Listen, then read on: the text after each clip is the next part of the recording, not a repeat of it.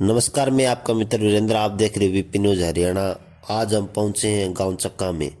गांव चक्का में पहुंचने का हमारा मुख्य कारण यह है कि शिव शक्ति ब्लड सेंटर सिरसा के सहयोग से स्वर्गीय श्री राम जी नौखवाड़ चक्का उनकी 10वीं पुण्यतिथि पर विशाल रक्तदान कैंप का आयोजन किया गया है।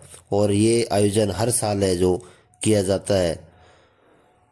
तो उनके बेटे राम प्रताप व पुत्र सुनील और डॉक्टर अमरपाल के द्वारा हर साल है जो ये पुण्य का कार्य किया जाता है, जो रक्तदान कैंप है ये लगाया जाता है। और काफ़ी संख्या में ब्लड है जो खूनदान करते हैं। यहाँ पर समाज से व्यक्ति है जो हर बार यहाँ खूनदान करते हैं और हजारों की संख्या में यहाँ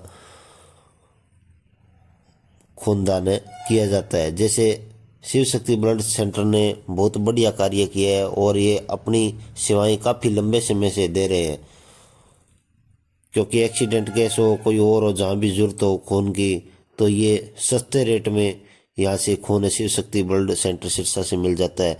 तो ये कि ये पुण्य का कार्य है।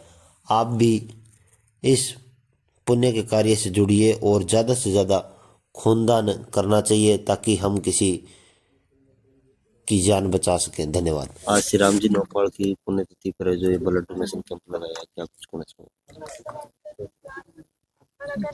ये हमारा गांव चक्का में तीसरा कैंप है चौधरी साहब की पुण्यतिथि पर। और बड़ी अच्छी बात है, बहुत अच्छा प्रोजेक्ट है ये। हम अपने बुजुर्गों को याद करते हैं, उनको श्रद्धांजलि भेंट करते हैं, तो उसके लिए एक बहुत अच्छा तरीका है ये। किसी पुण्य को काम को करके और उनको याद करना और ईश्वर से ये प्रार्थना करना कि उस पुण्य का सारा फल हमारी दिवंगत आत्मा को मिले, हमारे बुजुर्गों को मिले। तो बहुत अच्छा प्रयास है ये और लगातार ये कर रहे हैं सुनील जी और उनका परिवार सारा। तो और बड़े उत्साह के साथ ये कार्यक्रम करते हैं। तो मैं उनको इस बात के लिए बधाई देना चाहूँगा कि इतना अच्छा प्रोजेक्ट इन्होंने अपने हाथ में लिया है। शिव शक्ति ब्लड डोनेशन शिव शक्ति कोई क्यों करे, ऐसा इसके पीछे क्यों? शिव शक्ति ब्लड सेंटर जो है ये एक साझी संस्था है जो कि सब लोगों ने मिलजुल के बनाई है। इसका कोई एक मालिक नहीं है। जैसे आपकी ग्राम पंचायत होती है या आपके यहाँ पर कोई युवा क्लब बनता है गांव में, तो इस तरह से ये एक साझी संस्था है। हम उसमें सिर्फ इसकी देख रेख करते हैं, हम तो चौकीदार हैं इसके। और इसके अंदर बिना किसी लाभ हानि के काम किया जाता है। जो भी इसकी आय होती है वो सारी ब्लड बैंक में ही जाती है और उसी में खर्च की जाती है। और इसमें कम से कम रेट में आपको ब्लड मिलता है। जो इस समय हरियाणा सरकार के रेट हैं जो सरकारी अस्पताल में लगते हैं, उससे भी कम रेट में ब्लड दिया जाता है। और ये कोशिश की जाती है कि अच्छी से अच्छी गुणवत्ता का मिले। जैसे कि आज भी आप देखेंगे कैंप में हमारी पूरी टीम है 4 लोगों की जो सिर्फ डोनर का चेकअप कर रही है। ऐसा नहीं है कि आओ और लेट जाओ आपका खून निकाल लेंगे। पहले चेकअप होता है, प्रॉपर सारी बात समझी जाती है। कोई दवाई ले रहे हैं, किसी तरह की कोई बीमारी है आज या पहले, और उसके बाद उनका बीपी चेक होता है, वजन चेक होता है, टेम्परेचर चेक होता है, उनके दिल की धड़कन चेक होती है, हीमोग्लोबिन चेक करते हैं, ब्लड ग्रुप चेक करते हैं। ये सब चेक करने के बाद फिर से ये डोनर हमारे पास आते हैं और हम उसको तय करते हैं कि इनसे खून लेना है या नहीं लेना है। इससे 2 तरह का फ़ायदा होता है। एक तो ये कि जो रक्तदाता खून दान करने आ रहा है उसको किसी तरह का कोई नुकसान नहीं होना चाहिए, उसके स्वास्थ्य के साथ खिलवाड़ नहीं होना चाहिए। दूसरा, हम इस भावना से रक्तदान करते हैं कि हम किसी का भला करने जा रहे हैं, और उस भावना को पूरा करने के लिए ये हमें सुनिश्चित करना है कि वाकई किसी का भला हो, उसका नुकसान ना हो। तो इस चीज़ के लिए भी ये जांच बहुत ज़रूरी है, ये देखने के लिए कि ये खून जिसको दिया जा रहा है उसको आगे कोई नुकसान ना करे। कहीं कितने सालों से सेवाएं दे रहा है शिव शक्ति ब्लड बैंक? ये 1999 में शुरू हुआ था ब्लड बैंक। आज लगभग 26 साल हो गए हैं इसको। तभी से ये ब्लड बैंक लगातार काम कर रहा है।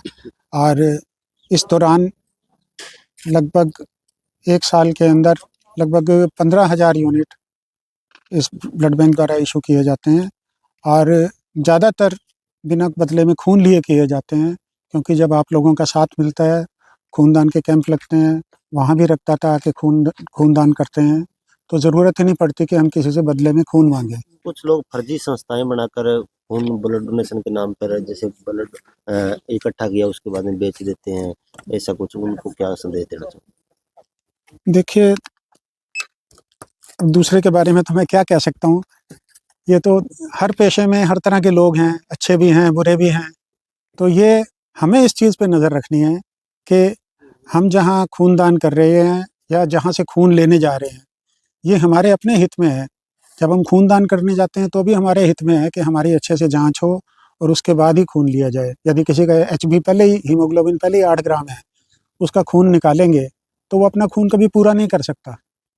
जिसका पहले ही पूरा नहीं हो रहा, वो खूनदान के बाद कैसे पूरा करेगा? जैसे जब हम खूनदान लेते हैं, तो हम सबको ये आश्वासन देते हैं कि भैया इससे कोई कमज़ोरी नहीं होती, इससे कोई तकलीफ़ मैं नहीं होती। फर्जीवाड़े की बात कर रहा हूँ। हाँ, तो मैं इसीलिए कह रहा हूँ ना, ये हमें ही अपना ध्यान रखना पड़ेगा, विजिलेंट रहना पड़ेगा। ये असली और नकली की क्या पहचान है इसमें? जो देखिए, क्वालिटी आपको नज़र आती है काम में। आप देखिए, जब आप खूनदान करने जाते हैं तो ये बोलिए कि आपके ब्लड बैंक के साथ कोई डॉक्टर आया है क्या टीम के साथ? डॉक्टर का होना बहुत ज़रूरी है, डोनर के चेकअप के लिए, और इसलिए भी कि कल को कोई आपको डोनेट करते-करते कोई दिक्कत हो जाती है, चक्कर आ जाते हैं, तो वहाँ कोई सँभालने वाला भी होना चाहिए। जब वहाँ डॉक्टर ही नहीं होगा तो सँभालेगा कौन? तो ये हमें ही अपनी तरफ से ध्यान रखना पड़ेगा।